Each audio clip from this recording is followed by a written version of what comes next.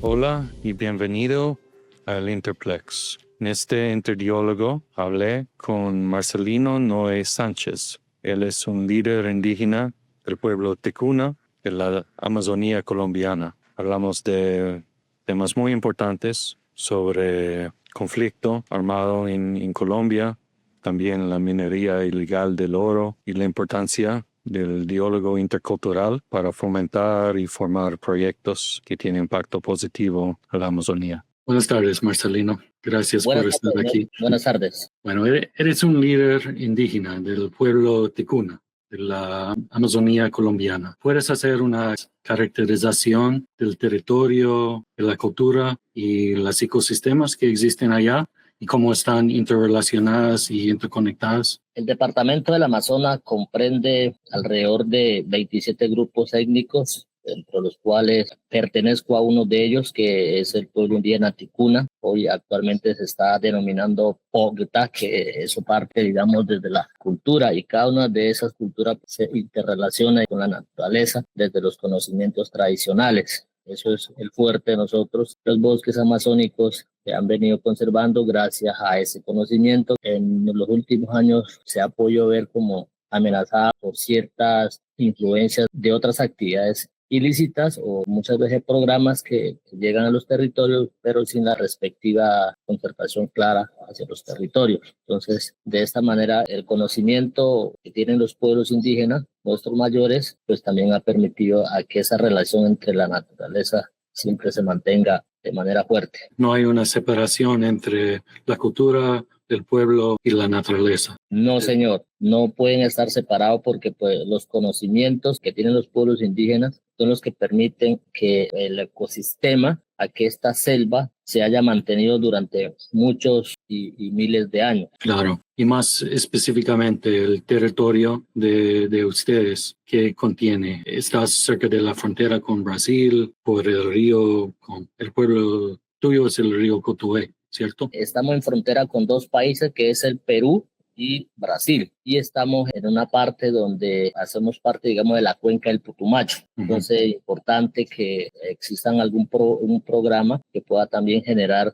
condiciones o alternativas socioeconómicas para este territorio. Entonces, sí hacemos parte de frontera con Brasil y Perú y esperamos pues que en algún momento podamos interrelacionarnos con esos gobiernos para ver diferentes tipos de programas. Sí, señor. Sí, mencionaste el cuenca del río Putumayo. Este es uno de los ríos más importantes andes amazónicas, que tiene su nacimiento por zona andino colombiano y pasa por el bosque abajo del río Amazonas. La zona de ustedes es una zona clave de esta transición andes amazónica. ¿Qué son algunas de las amenazas en temas de deforestación, minería, específicamente minería del oro ilegal? ¿Qué puedes compartir de las amenazas de esta zona tan importante? Una de las amenazas que tiene el territorio acá, y gracias a eso pues es que se han venido fortaleciendo las actividades ilícitas, ha sido como la inexistencia de programas sociales que puedan generar condiciones socioeconómicas para la población del territorio. Entonces, al no haber esos programas, la inexistencia de programas que permitan diferentes tipos de proyectos productivos, pues la gente tiende a dedicarse a esa oferta que existe en el territorio, que es la oferta de trabajos ilegales, llámese minería, llámese deforestación, siembra de coca, porque pues no hay otras alternativas que le permitan a la gente sostenerse económicamente a sus familias en el tema para los niños, para el tema del estudiantado, la misma familia. Entonces, al haber esa oportunidad, pues como no hay otra fuente de trabajo, entonces la gente se dedica a esas actividades, poniendo en riesgo la misma vida de la gente que se dedica a eso, porque pues para trabajar en la minería ilegal hay que arriesgarse, hay que meterse 2-3 horas dentro del agua y eso pone en riesgo la vida, al igual que pues, trabajar en otras actividades. Todos esos trabajos tienen sus consecuencias. ¿Puedes expandir un poquito de eso, del tema de minería ilícito del oro? qué tipo de impacto tiene por los pueblos, la salud, el agua y como estás mencionando, la vida de las personas que están participando en eso también. Y como es una zona muy, muy caliente de esta actividad, pues compartir cómo está impactando el pueblo. Pues esas actividades de alguna forma afectan el territorio en cuanto a la dispersión, sobre todo del ecosistema acuático. Ya no es normal uno ir a pescar, porque de todas maneras eso de alguna forma genera alguna cierta degradación sobre el río. Entonces, lo que hace eso es de que las especies acuáticas que existen allí normalmente se las conseguían muy fácil. Hoy esas especies pueden haber cambiado de lugar. Entonces, prácticamente eso es lo que genera esa actividad, pero pues la gente nuestra, hay muchos jóvenes de nosotros, jóvenes, señores también, que les toca ir a esa actividad porque pues no hay otra oferta institucional que le permite a ellos decir, no, mejor me dedico a hacer esto. Como no hay otra alternativa, no hay otras fuentes, entonces lo que ellos dicen es, sí o sí, nos toca ir a eso porque pues qué más nos da. Entonces es buena y es mala esas actividades. Es buena porque genera unos recursos económicos con el cual sustentan su familia y es malo porque en cualquier momento puede ocurrir un accidente o el mismo gobierno a través de sus fuerzas militares pueden generar ciertos tipos de violencia contra esa población civil y pueden haber conflictos sociales muy, muy complicados. Entonces, yo creo que aquí la invitación, yo siempre he dicho, es que el gobierno o los gobiernos, no siempre hay que combatir eso a punta de guerra o contrarrestar otro tipo de actividades, no solo debe hacerse con operativos militares, sino que debe buscar otra forma. Por ejemplo, esos recursos que muchas veces ellos invierten haciendo operativos deberían invertirse para programas sociales en el territorio para que la gente que se dedica a esa actividad por lo menos pueda decir, bueno, yo dejo de hacer esto, pero voy a hacer esto porque con esto me está apoyando el gobierno. Pero pues entonces en la práctica eso no ocurre. Pero no estamos hablando solo de la gente del pueblo, entre actores de afuera, dentro del territorio que es propio de ustedes para hacer esas actividades, ¿cierto? Y eso Sí, debe señor. tener impactos también. Sí, señor. Hay gentes que vienen de otros departamentos, que vienen del interior del país, porque ven esta zona como esa forma de trabajo. Entonces, muy poco son las personas del territorio de las comunidades que se dedican a esas actividades. Son muy poco, pero pues preocupa porque la poca gente que está ahí muchas veces pone en riesgo su vida para sustentar su familia mediante esa fuente de trabajo. Vamos a hablar de alternativos económicos y proyectos también. Es importante para la gente que no conoce, para establecer un contexto de la zona, qué está pasando allá y qué son ustedes, qué actividades tienen ahora para sostener sus tradiciones y la vida, su bienestar. Entonces, voy a seguir preguntando un poco del contexto y después hablamos de las alternativas y proyectos que deben. Sí, señor. Pues Colombia sufre décadas, más que 50 años de conflicto. Han firmado acuerdos de paz en 2016, pero sigue diferentes conflictos en diferentes zonas. Quiero preguntar cómo han impactado históricamente al pueblo ticuna el conflicto de guerra civil en Colombia y cómo es la situación actual ahora por la zona. Lo cierto es que nosotros al territorio, estamos hablando del año 2020.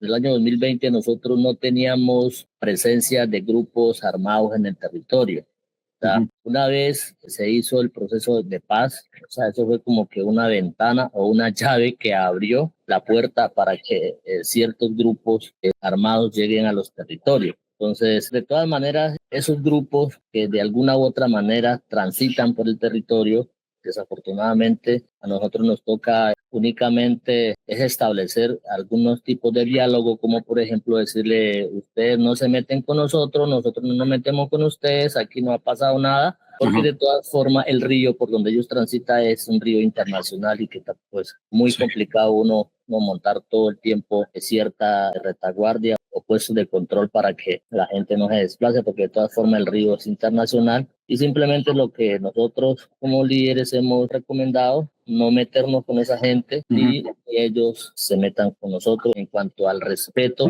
de elementos que pueden dejar sobre ciertas zonas del territorio, ya que la gente no esté tocando eso. Es lo mínimo que nosotros hemos podido hacer para tratar de no entrar en conflicto con esos tipos de personalidades que pasan en el territorio. Entonces han llegado, pero no hay tanto interferencia porque hay una distancia entre Sí, ustedes y ellos. hay respeto frente a esa presencia. Muchas veces la gente se mete en problema en ese asunto es porque llega a tocar ciertos elementos que dejan por ahí. Entonces es mejor el respeto frente a esa cuestión. Entiendo, sí. Y no es la historia en todas partes, en otras comunidades, en Caquetá, en Putumayo, en Cauca, han sufrido bastante del conflicto, pero por ustedes tampoco han sufrido tanto de degradación ecológica, ¿cierto? Es una zona que todavía es bien puro, bien pristina, tiene bosque que no está muy fragmentada, ríos que siguen su corriente, ¿es cierto? ¿Y crees es porque no hay tanto conflicto allá o porque hay una forma de manejar la gobernanza tradicional que deja preservar el territorio? ¿Por qué crees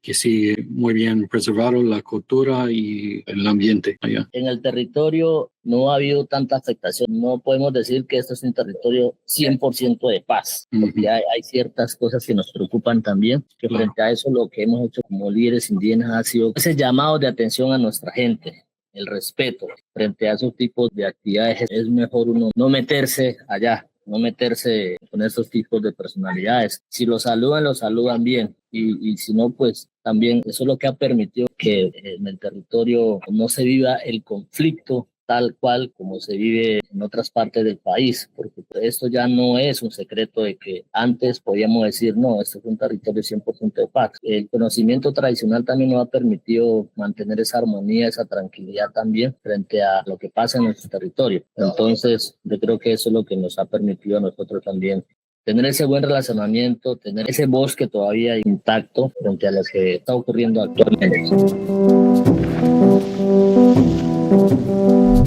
¿Puedes hablar un poco más del conocimiento tradicional y también como la gobernanza tradicional y la importancia de autonomía para tomar decisiones y manejar el territorio? ¿Qué es distinto del pueblo ticuna y más generalmente los pueblos indígenas de la Amazonía de Colombia? Cada pueblo indígena del que hacemos parte tiene una forma de ver el mundo, tiene una forma de relacionarse con esos seres que nosotros a simple vista no vemos. Yo no tengo esa capacidad de comunicarme con ellos, pero los tradicionales, los sabedores, ellos sí tienen esa capacidad de relacionarse con estos tipos de conocimientos y ese mismo conocimiento es el que permite que no solo los tradicionales o los sabedores ticunas se puedan contactar, sino que cada tradicional de otras culturas también tienen esa relación, ese conocimiento espiritual. Entonces se comunican, culturalmente ellos se comunican, pueden estar, como lo mencioné al principio, son 26 pueblos indígenas, entonces nosotros hemos generado cierto espacio denominado encuentros de tradicionales del departamento de Amazonas y que son espacios que han permitido a que ellos se puedan comunicar, el que está en la Chorrera con el del Putumayo, el de Tarapacá con el del Mirití. Entonces hay esa comunicación cultural, espiritual, que solo ellos tienen esa capacidad de proteger el territorio. Entonces, eso es lo que se llama la gobernanza a partir del conocimiento tradicional, esa protección que hacen a través de sus malocas. Nosotros como pueblo ticuna no somos de Mambe, el Huitoto sí, el Muru y sí Mambea, el Bora, los Yucuna, el Miraña Mambea, pero nosotros como ticuna, por lo menos yo, aprendí a mambear, a usar ese sistema tradicional de ellos para también aprender sobre la cultura. Hay un intercambio de ideas y procesos entre los pueblos indígenas ahora. Sí, señor. Hay intercambios de conocimiento espiritual, espacios que se llaman encuentros de tradicionales, un asunto así departamental, y también se está generando un diálogo muy responsable a nivel nacional con diferentes pueblos indígenas que hacen parte de nuestro territorio colombiano. El tema de gobernanza más local, porque estás hablando más regional, ¿cómo es la estructura en la comunidad tuyo, por ejemplo? Que es Cañabrava. Cada comunidad tiene su estructura de gobierno, tiene la autoridad, tiene unos tradicionales, unos sabedores, que también la tarea de ellos es proteger el territorio, desde lo espiritual también. Entonces, existe ese mecanismo también, así como lo existe a nivel departamental, existe en el territorio esa estructura de gobierno administrativo y también la estructura de gobierno espiritual, que son los que se encargan de tratar ciertas enfermedades que no se pueden tratar en el mundo occidental. Entonces, existen esos tradicionales que manejan esos tipos de conocimientos, llámese el susto de un niño, a veces el niño se asusta, tiene harto grado de fiebre, de temperatura, no lo calma un acetaminofén, lo llevan donde el tradicional, se le hace unos rezos, unos baños y a la hora le ha pasado la fiebre. Entonces, esa estructura existe en el territorio, esos conocimientos existen y aún se mantienen. Y una de las luchas nuestras como líderes indígenas, que esos conocimientos perduren en el tiempo. El tema de idioma propio y la importancia de preservar la lengua materna de ustedes. ¿Cómo es por las Ticuna y los otros pueblos alrededor de la Amazonía? El territorio indígena de nosotros comprende 12 comunidades. En su mayoría pertenecen, póngale que un 80% representan el pueblo al que yo pertenezco, que es el pueblo Ticuna. Nosotros hemos fortalecido ese tema. Yo soy docente educador ticuna, yo hablo 100% en ticuna, hablo, lo escribo y lo leo bien. Desde la escuela hemos venido haciendo ese ejercicio de fortalecimiento cultural. Estamos pues en la construcción de unos modelos pedagógicos propios, partiendo de la lengua ticuna primero y posteriormente seguir con las otras culturas que también hacen presencia en el territorio. ¿Qué otra cultura hay en el territorio? Está el Murui, que antiguamente se le decía Huitoto, el Bora, tenemos Ocaina, tenemos Yagua, tenemos algunas otras culturas como el mestizo y esos temas, pero el mayoritario en el territorio es el pueblo al que yo represento, que es el Ticuna. Y todos tienen su propio idioma y están preservados todavía. Pero la interacción entre ustedes está en español, en esos encuentros de saberes, de conocimientos. ¿Cómo es? La gran mayoría nos comunicamos a través del idioma español, pero cuando yo voy a una comunidad, yo allá me comunico en lengua. Hablo en español con el que yo considero que puedo hablar en español y no, pues yo hablo con el abuelo en la lengua y en el idioma ticuna. La gran mayoría nos desenvolvemos así. Y otra pregunta es sobre la agricultura, como es sostenimiento tradicional de ustedes. ¿Tiene chagras o es más recolección de bosque, cazamiento? ¿Cómo es? Nuestro sistema económico propio es la chagra. Y la chagra está pensada, es para el sostenimiento de la familia. No está pensado en la producción de grandes cantidades de plátano, ni yuca, ni eso, sino que la chagra se hace es para la alimentación de la familia. Sí, importante. Y es un sistema como rotacional. Nosotros no sabíamos de que el sistema que veníamos utilizando se llamaba sistema rotativo. Nosotros utilizamos, este año aprovechamos este pedazo, cosechamos 1 o 2 años, no volvemos a sembrar ahí, sino que seguimos rompiendo monte, vamos pasando acá, cosa que al 5.º año de producir en la otra chagra, el primer lote en el que aprovechamos, eso ya está apto nuevamente para poder aprovecharse ahí a sembrar. Entonces no se deforesta. Pueden deforestarse 1 hectárea, pero a los 2 o 3 años, una vez aprovechada esa hectárea, vuelve a recuperarse. Ya al 4.º año o al 5.º año, en esa primera chagra que tuvo una familia, eso ya está monte alto nuevamente. Y durante tiempo se ayuda a preservar este sistema como socioecológico, ¿no? Es como la gente puede vivir allá y se sigue creciendo y usando en una forma sostenible el bosque. Esa práctica se llama pues la rotación de cultivo. Al año, a veces quedan ciertas frutas que las familias siembran ahí, pero con el tiempo se puede volver a aprovechar y hacer chagra nuevamente. Pues dentro de las chagras, y vamos a hablar también del bosque, ¿qué productos existen que no conoce muy bien la gente afuera, pero por ustedes son muy especiales, consumibles o importante en forma cultural, que son algunos de los productos de la chagra y del bosque que se puede cultivar o recolectar? Normalmente la gente en una chagra de selva virgen, la gente siembra normalmente el plátano, la yuca, la caña, el ñame, bueno, la batata, diferentes especies de banano, chiro. Eso es lo que normalmente la gente siembra. Pero algunas familias aprovechan a recolectar ciertas plántulas de la selva, de algunas frutas silvestres y empiezan a sembrarlo en la chagra, llámese Juan Soco, llámese laurel, llámese azaí, llámese algunas frutas domésticas como el cocoazú, el arazá, el zapote, el cacao amarillo, muchas chagras. Una vez aprovechada, esas son las frutas que quedan, el azaí y el 1.000 pesos.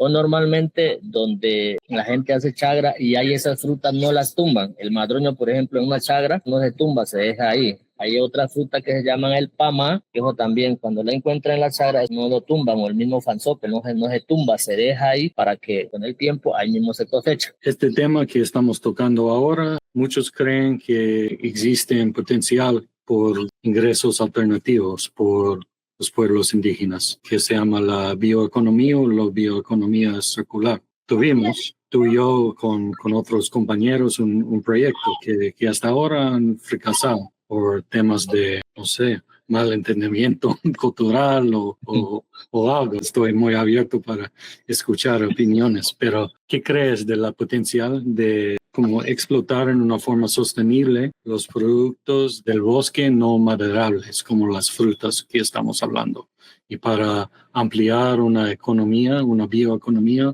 de la Amazonía colombiana, entre otros países amazónicas? El territorio hacia el lado del Putumayo, por ejemplo, hay una especie que se llama el camu camu, que abunda mucho sobre el río Putumayo, que sería bueno en algún momento encontrar algún mercado para ese producto. El otro producto, por ejemplo, otra fruta doméstica, está el copoazú, está el arazá, que coge bien aquí en el territorio, o sea, crece, se pega, y también está el azaí, está el laurel, puede ser también bueno, el madroño, está el 1000 pesos y están como las albacaba, que son frutas que se adaptan al territorio, o sea, usted lo siembra y en el tiempo, en 2 o 3 años, usted ya está cosechando. Las otras, como por ejemplo el canangucho también, que lo producen en el Perú, también es potencial acá en el territorio. Lo que pasa es que muchas veces la gente, a falta de conciencia, lo que han venido haciendo ha sido acabar las frutas. Antiguamente se encontraban las frutas cerca a las comunidades, entonces la gente, por no subir, muchas veces van tumbando. Muchos de esos árboles no retoñan, ellos se mueren de una vez. Entonces, con el tiempo van cortando otras matas hasta que la fruta va quedando lejos de la comunidad. Entonces, por eso también que los animales se van ahuyentando también, porque donde no hay comida, los animales pues tampoco van a estar. Llámese las aves, llámese los venados, las borugas. Antiguamente las encontrábamos cerquita, era porque pues la comida estaba ahí cerca. Entonces, eso es esa interacción que existe entre las personas, las frutas y los animales. Pero más conceptualmente, ¿ves una potencial por como intersección de marcas como económico y con el conocimiento tradicional para dar ingresos alternativos? ¿La gente está dispuestas para tener proyectos así? La gente está muy dispuesto, lo que ha faltado ha sido como ese capital semilla para poder arrancar, ¿ya? Por ejemplo, en la comunidad de nosotros estamos pensando trabajar la piscicultura, pero para eso necesitamos un capital semilla para hacer ciertas actividades, no para hacer hueco en una parte de la comunidad, sino que aprovechar esos nacimientos naturales, cerrarlo, pero eso requiere ciertos insumos que no los tenemos en la comunidad, sino hay que conseguirlo en un mercado, que son los tubos u otros elementos para poder, por ejemplo, hacer esa piscicultura y crear allí diferentes tipos de peces, por ejemplo, llámese boca chico, llámese araguana, llámese pirarucu, gamitana, para producirlo en la misma comunidad. Las personas sí tienen esa intención de trabajar esos tipos de alternativas, pero quieren son insumos, capital semilla para poder empezar con esas alternativas. Y específicamente por este tema de bioeconomía, están dispuestos, están interesadas, pero falta como la capacitación y la capital semilla. Capital semilla, procesos de formaciones para aprovechar la materia prima, porque muchas veces entonces yo puedo tener 1000 matas de arazá o de yuca. Entonces, ¿qué producto saco con la yuca? Entonces, si viene un proceso de formación, decir, no, de la yuca podemos sacar este producto, entonces eso va a generar conocimiento y no solo se trabajaría con la yuca, sino que se aprovecha también utilizar las otras frutas y empezar a sacar diferentes productos, no solo acá en la zona, sino también encontrar un mercado nacional y, ¿por qué no, internacional? Muy importante.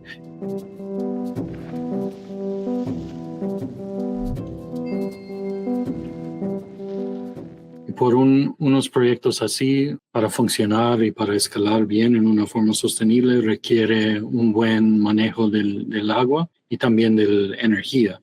¿Qué conocimiento y son dispuestos para temas de tecnología para como hacer pilotos en las comunidades en temas de diferentes formas de energía limpia o del monitoreo o calidad del agua, cosas así. ¿Qué han encontrado y qué posibilidades hay en los territorios por proyectos así? Nosotros normalmente recolectamos agua lluvia sin ningún tratamiento. No existe ningún tratamiento. Aquí, por ejemplo, en Tarapacá, donde estamos viviendo, hace un mes exactamente pusieron a funcionar una planta de tratamiento de agua. Lo jalan del río, el agua va a un tanque que contiene unos químicos ya para potabilizar el agua y de ahí lo distribuyen a las casas.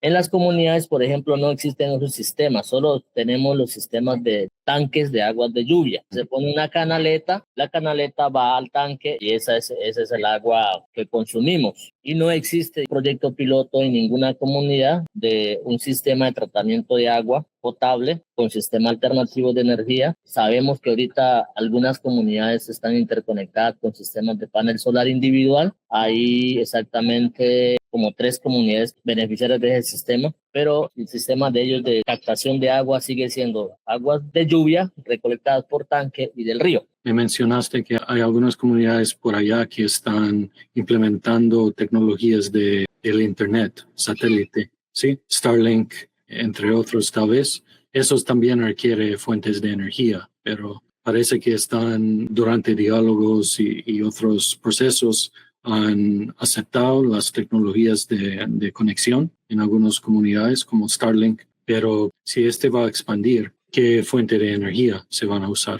¿Y qué están usando ahora? Por ejemplo, en mi comunidad existe un sistema de interconectividad a base de panel solar, pero llega a cierta temperatura. Por ejemplo, esta hora, que ya van en las 4, creo que allá en Estados Unidos ya van en las 5. Esta hora ya no funciona el internet porque el sistema que tiene es solo al principio funcionaba bien la energía, pero después estos sistemas empiezan a deteriorarse y ya no recogen bien la energía suficiente y hasta esta hora ya el sistema ya se apaga. Y nos toca recurrir a la planta eléctrica otra vez, la prendemos y así tenemos conectividad. La planta eléctrica es diésel, ¿cierto? Estás hablando Sí, de esa es, generador diésel. Entonces falta un fuente de energía que es más consistente. Y una tecnología así de interconectividad de Internet, ¿qué impactos tiene, positivo y negativo en las comunidades? ¿Qué es el debate? Yo diría que, por ejemplo, eso generaría mucho conocimiento en cuanto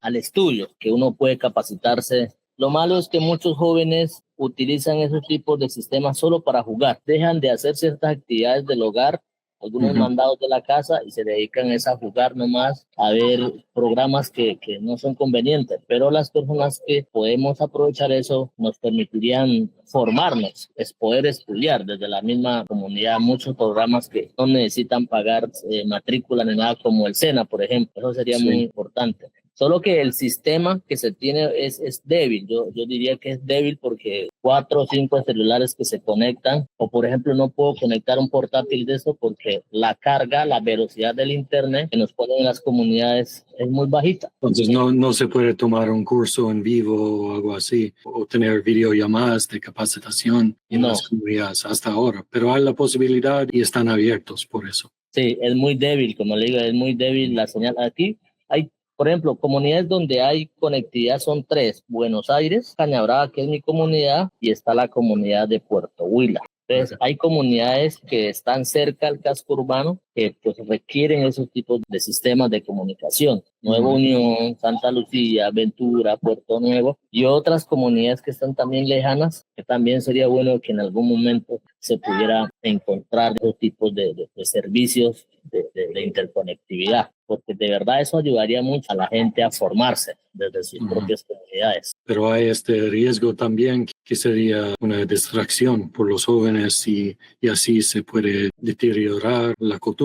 Hay un riesgo si no hay control del uso del aparato. Sí, lo que usted acaba de decir es totalmente cierto. Si no hay control, puede haber ese riesgo de que los muchachos, en vez de fortalecer su cultura, terminen aprendiendo otros tipos de comportamiento o se alejen de su cultura. Pero Para eso deben haber procesos de formación, de concientización, porque en el Perú, por ejemplo, yo he visto en el Perú unos videos que sacan por YouTube que es muy bueno porque los muchachos cantan en su propia lengua, o sea, canciones y de formación, de educación. Por acá se ve muy poco ese tema porque pues acá la falta de comunicación pues ha sido también una limitante. Pero en el Perú, por ejemplo, hay muchachos que están sacando videos muy buenos en su propia lengua. Son canciones de 5 o 6 minutos, una especie de cantante. Es importante, seguro se puede usar por cosas buenas, es solo buscar el equilibrio y integrar esos tipos de tecnologías sin hacer daño. Es algo complejo, pero importante en el mundo actual.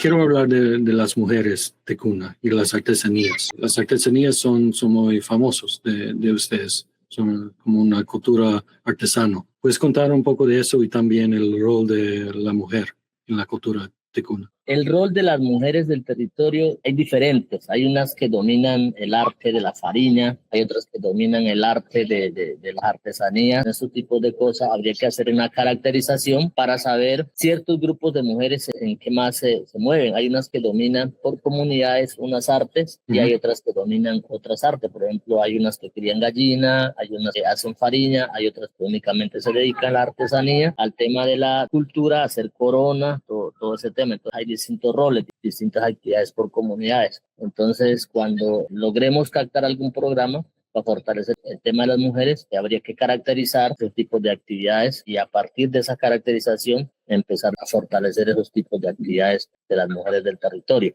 ¿Y ellas son responsables para cultivar o recolectar en la chagra también? Eso lo hacemos de manera, digamos, coordinada. No solo le dejamos la tarea a las mujeres, eso es compartido. La responsabilidad de la chagra es compartida entre el hombre y la mujer. Y una de las metodologías que utilizamos las familias para que el tema de la chagra no se nos convierta en una carga es la minga comunitaria. Si yo trabajo solo, pues me voy a demorar más tiempo haciendo mi chagra. Entonces, si yo hago una minga, lo hago en un día, lo que puede demorarme 5 días. Entonces, esa es la ventaja de esa metodología de la minga comunitaria. Es más colectivo. La cultura es más colectivo, no es tan individualista, es más compartido.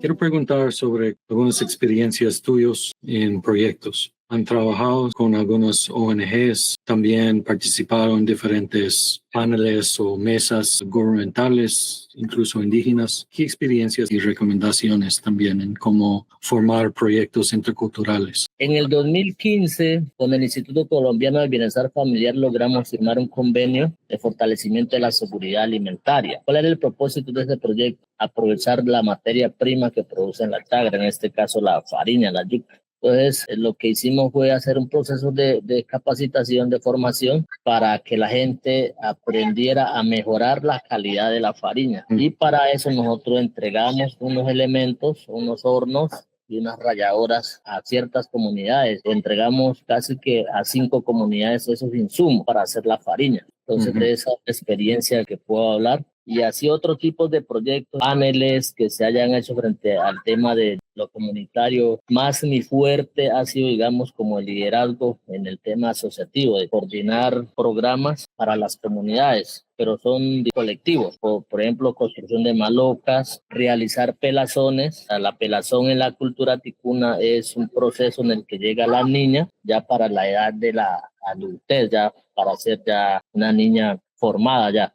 Se llama la pelazón. Entonces eso hay que hacer una fiesta, hay que invitar a unas comunidades y aquí se practican los conocimientos culturales, los bailes, las artes y los cantos. De eso la experiencia es la que yo puedo hablarle a su merced. Entonces la hicimos con 2 comunidades, logramos generar esos espacios para divulgar la cultura. Y el trabajo de los ONGs en la zona de ustedes, en el territorio, ¿cómo pueden trabajar en una forma de largo plazo, de respeto mutuo, de diálogo intercultural? ¿Qué deben saber antes que formar proyectos en los territorios o proponer proyectos con ustedes? Nosotros los llamamos aliados estratégicos. Yo tuve la oportunidad en la pandemia de trabajar con la Fundación Gaia Amazona, por ejemplo, con ACT, con Consejo Noruego, la experiencia de la que les puedo hablar. Con el Consejo Noruego, ¿qué logramos conseguir? Primero, para poder entregar unos insumos, yo los invité al territorio. Yo les dije, nosotros no podemos desde aquí, desde la oficina, decirle, vamos a llevar estas cosas. Vamos a hacer una visita, por lo menos visitemos 5 comunidades y con los planteamientos que nos hacen 5 comunidades ya podemos hacer una radiografía de todas las necesidades de la comunidad que usted quiere. Entonces, la metodología que se utiliza es la concertación. No puedo llevar una comunidad anzuelo sin yo saber si realmente toda la gente pesca. Entonces hay que hacer una visita al territorio, hacer una concertación y decir cuánta gente se dedica a la pesca, cuánto hacen chagra y con base a eso decirles, bueno, ustedes los pescadores les llevamos su anzuelo, ustedes los que hacen la chagra les llevamos el machete y la lima y así se evitan esos inconvenientes. Lo mismo se les dijo a la Fundación Gaia en su momento cuando, estamos hablando de la pandemia, pues cuando ellos entregaron esas ayudas económicas. Yo les decía a ellos, las comunidades en esta época para mantenerse bajo esta presión de la pandemia, ellos necesitan insumos como para pescar, necesitamos el anzuelo, la malla, necesitamos el machete para seguir fortaleciendo la chagra, necesitamos la lima. Entonces también se hizo esa radiografía con ellos para evitar inconvenientes de llevar cosas que no le vayan a servir a la gente en sus comunidades. Siempre es importante la concertación para poder llevar a los territorios ciertas soluciones. Sí, la concertación es clave. Y hay muchos que hacen el error de formar proyectos desde su oficina, como dijiste, sin conocer la zona bien, dónde van las necesidades, sin escuchar, sin pensar en el largo plazo de cómo va a funcionar. Entonces, sí, son algunas lecciones muy importantes para la gente saber antes que traer proyectos a las comunidades. Sí, señor. El SENA ha venido cometiendo algunos errores en el territorio porque ellos creen que trayendo esos pollos, que hay que darle agua, hay que darle luz, hay que darle comida, ellos creen que traer esos pollos aquí a la zona van a resolver el problema, ¿no? Al contrario, la gente espera nomás que crezcan sus pollos, se los comen y ya, se acabó el proyecto. Entonces, sí, claro. Por ejemplo, ese tipo de proyectos hay que reorientarlo a partir de las especies que hay en el territorio. Entonces, eso ha pasado con el SENA, que traen esos programas y ellos creen que ya resolvieron el problema de la seguridad alimentaria. Al contrario, dejan eso un problema porque al tiempo queda solo el galpón menos los pollos. Esto es porque hablamos siempre de como un diálogo más intercultural y intercambio de conocimientos. No se puede funcionar un proyecto si es solo imponiendo un perspectivo, una forma de conocer sin respetar o entender los conocimientos de la zona donde van. Pero pasa bastante. Los proyectos que estamos hablando, los que todos son como fortaleciendo y estudiando, comprendiendo los conocimientos tradicionales y buscando la forma de fortalecer con una ayuda o con un apoyo económico, un alternativo económico. No hay como riesgo de degradación o fracaso de proyecto, como estás hablando de este proyecto de la SENA. Yo creo que para poder implementar un proyecto en el territorio hay que comprender los conocimientos tradicionales y también comprender el entorno. ¿Por qué comprender el entorno? Yo tengo que entender en un suelo, debo darme cuenta primero qué tipo de semilla puedo sembrar, porque no todas las frutas se dan en la tierra negra y ese es un conocimiento propio. Conocimiento propio es qué puedo sembrar en la tierra negra y qué no puedo sembrar en tierra amarilla. Entonces, por ejemplo, el plátano en tierra amarilla, él crece normal, pero él va a dar unos racimos pequeñitos. O sea, no conviene sembrar. Pero si usted siembra la yuca ahí, él va a dar también, no mucho, pero va a dar la yuca. Pero si yo llevo el plátano a la tierra negra, que es la que consideramos que es mejor, nos va a dar un buen árbol y también unos buenos racimos, al igual que la yuca. Entonces, también es entender las variedades. No todas las variedades o la especie de un cultivo se pueden dar en un suelo. Eso es lo que debe comprender el programa o el proyecto que va a llegar al territorio. Por ejemplo, si queremos fortalecer la seguridad alimentaria a través de esos galpones, ¿qué debemos utilizar? Debemos utilizar unas especies que están en el territorio, como por ejemplo las gallinas propias de la región o algunas especies de aves de la región, que pueden también darnos los huevos para producir y pues también alimentar. ¿En qué nos puede ayudar el SENA? Bueno, en los sistemas.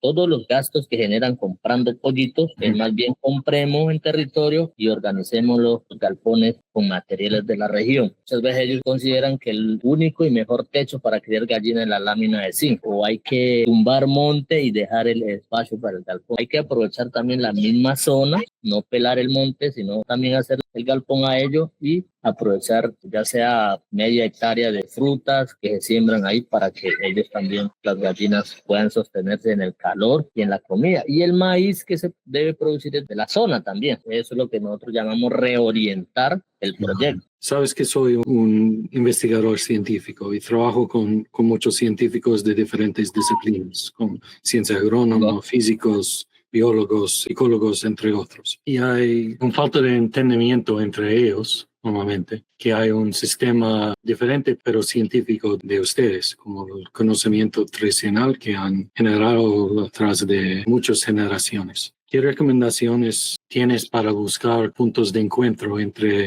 científicos, incluso como científicos interdisciplinar, combinando esas disciplinas para tener perspectiva más amplio y el conocimiento tradicional? ¿Cómo se puede buscar puntos de encuentro para formar proyectos de largo plazo de respeto mutuo? Yo creo que nosotros podemos partir de una especie de un diálogo como el que estamos generando para entender ciertos tipos o puntos de vista. Ustedes manejan la ciencia, el psicólogo tiene su conocimiento, los pueblos indígenas manejamos nuestro conocimiento, que seguramente desde el nivel científico pueden calificar de alto nivel, puede ser. Entonces, yo creo que el punto de encuentro que pueda permitir entendernos es poder generar diálogos interculturales. Se entiende el conocimiento tradicional y cómo nosotros, desde lo que sabemos, podemos también entender desde la perspectiva de ustedes. Entonces, yo creo que eso es importante. Decir el agua, por ejemplo, de dónde proviene. Pues normalmente uno ve que el agua se evapora, va a las nubes y baja nuevamente. Pero resulta que desde la cultura nosotros, desde nuestras tradiciones, existe un río que está allá arriba, en el siguiente nivel, que él tiene un nombre, pero ese es un río sagrado que nosotros no vemos, sino los tradicionales pueden llegar allá. Seguramente ese es el río que nos puede estar dando agua acá al planeta. Ustedes, los científicos, lo llaman, por ejemplo, ríos voladores, pero en la cultura realmente existe un río allá arriba en el siguiente nivel, porque para nosotros los pueblos indígenas hay 6 niveles del mundo. Nosotros estamos aquí en el medio. Después le explicaría cuáles son esos niveles del mundo y en qué nivel está ese río del que yo le estoy hablando, que es una etapa de formación para nosotros, los pueblos indígenas Ticuna. Es nuestro paso hacia la eternidad. Cuando uno se muere, uno llega a ese río. Tienen que pasar ese río para llegar a la perfección, donde queda el mundo de las estrellas. El sexto nivel es el mundo de las estrellas. ¿Cómo se llama este río volador por ustedes? Bueno, el río se llama Chobatl en lengua ticuna. ¿Qué significa tiene? Es un nombre que le dan. Realmente no sé qué significa. Tendría que yo averiguar con mis tradicionales, con mis sabedores, qué significa ese nombre, porque cada nombre tiene su propio significado. Estás mencionando algo muy interesante también, algo de conocimiento tradicional son los metáforos, pero para ustedes no son metáforos, se representan cosas reales, como el río volador. Por el mundo occidental escuchan cosas así y piensan que es algo metafísico, pero no es algo que existe y tiene parámetros empíricos y cosas así que se representan en la ciencia. Entonces sí, el rol de los metáforos en el diálogo intercultural tiene que ver con la complejidad y la interconectividad, interdisciplinaridad, interculturalidad. Los metáforos son muy interesantes porque es una forma de representar los conceptos complejos, pero reales también. Para ustedes son temas reales. Entonces estás hablando de los 6 niveles, que es un metáforo bien complejo, y del río volador, y eso se representa un posible punto de encuentro para entender qué representan los metáforos. ¿Qué crees de esta posibilidad de representar? Es como cuando hablan de pulmones del mundo, como la Amazonía. Es un ejemplo. Es una forma de tener un entendimiento mutuo. Sí, yo creo que es importante, como yo lo planteé al principio, hacer esos tipos de diálogos para entender esos puntos de vista. Yo lo llamaría puntos de vista. Nosotros técnicamente los llamamos cosmovisión. Cada cultura tiene su forma de ver el mundo. lo vemos así. Muchas culturas están correlacionadas también con lo que acabo de mencionar en cuanto a la creación, y todo esto, digamos, parte a partir de la historia de creación. Por ejemplo, nuestra historia de creación está muy relacionada con la historia de creación de la Biblia, de que el mundo se forma a partir de una especie de nieves, y normalmente la Biblia casi que dice lo mismo, que en el principio existía la nada. Desde la cultura ticuna, la nada era esa nube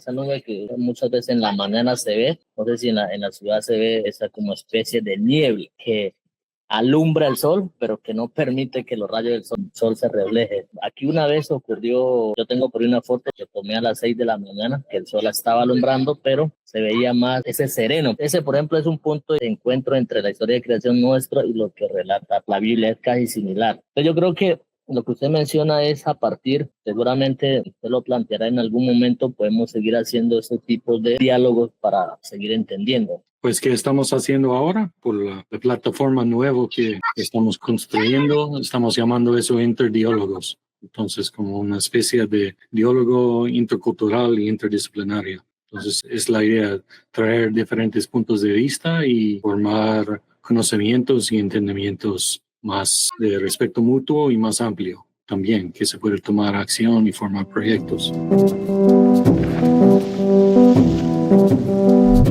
Para completar, ¿qué estabas hablando? Porque ahora tengo mucha curiosidad. ¿Qué son los 6 niveles del mundo? por El mundo, nosotros estamos en el nivel medio. Del espacio que queda hacia arriba está el espacio de los seres perfectos, y del espacio donde estábamos nosotros hacia abajo está el espacio de los seres imperfectos. Es decir, que del suelo donde estamos hacia abajo, la tierra, hay unos mundos de la gente sin ojo, gente sin ano y la gente enana. Cada uno de ellos tiene un espacio como este que tenemos, su propio mundo. Al igual que arriba está la gente cóndor y está la gente estrella, que es donde queremos llegar. Todo el mundo quiere llegar al mundo de la estrella, que es el mundo de la perfección. Entonces, si uno muere desde la cultura de nosotros, la idea es ir a brillar allá en el espacio. Esos son los niveles del mundo. Por eso, muchas actividades que se hacen en el mundo, de alguna manera, afecta a esos seres que existen. Por eso consideramos que el subsuelo para nosotros no existe, porque allá existe otro mundo, otro espacio de seres. Por eso es que acá hay personas que son pajiticas, como la gente enana, entonces porque hay un mundo de donde ellos provienen. Está la gente sin ojo y la gente sin ano, que también tienen su propio sistema de vida, su propio sistema de gobierno. Muy bien, no, interesante. Yo quise preguntar una cosa más. Si la ticuna también creen en, como estamos hablando de Río Volador, el sendero de la anaconda, ¿creen en un origen a través de la anaconda? Nosotros los ticunas habitamos 3 países, primero que todo, ya para que usted tenga ese conocimiento, donde vivimos. Estamos en el Perú, estamos en el Brasil y estamos en Colombia. En el principio éramos uno solo, sino que nuestro padre creador, ya hablamos de Yoí y el Pícaro Ipi, nos cambió el mundo. Pero quedamos en Colombia, los otros compañeros quedaron en Perú y en el Brasil. Nuestro origen es en el Brasil, en el río Éguare. Entonces, debajo de los 6 niveles, y hoy tenemos esa teoría de que existe una serpiente que no lo podemos ver. Normalmente yo, que no tengo ningún conocimiento espiritual, esa capacidad de conectarme con los espíritus de la naturaleza, yo no la puedo ver. Los únicos que pueden ver esa serpiente son los tradicionales, porque trabajan con ese espíritu, con ese ser. Esa serpiente existe porque desde la misma historia de creación hubo un muchacho que logró conocer ese mundo. Entonces, esta teoría sí existe y eso hace parte de nuestro relato, de nuestra mitología. Pero solo se puede hacer los sabedores. Solo los sabedores, los tradicionales. Cuando una persona normal ve ese animal, es porque hasta ahí llegó,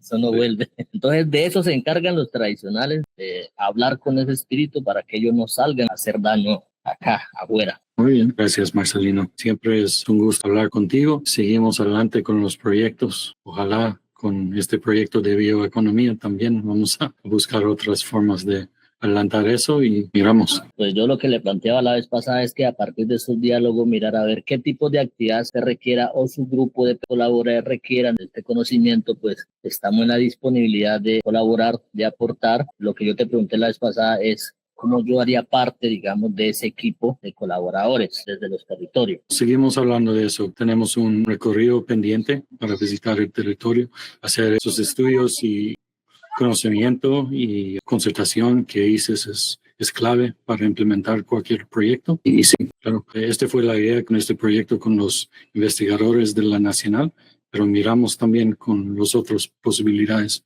más adelante de este año. Muy bien. Bueno, muchas gracias, Marcelino. Sí, Vale, yo. Listo, quedamos atentos ahí. sí, siempre. Hasta luego. Gracias. Hasta luego. Thank you for joining us for this Interdialogue. You can subscribe to be notified of future episodes and by following us on our social media channels at The Interplex. Visit our website, theinterplex.org, for more interdisciplinary and intercultural content and to join our growing collaborative community.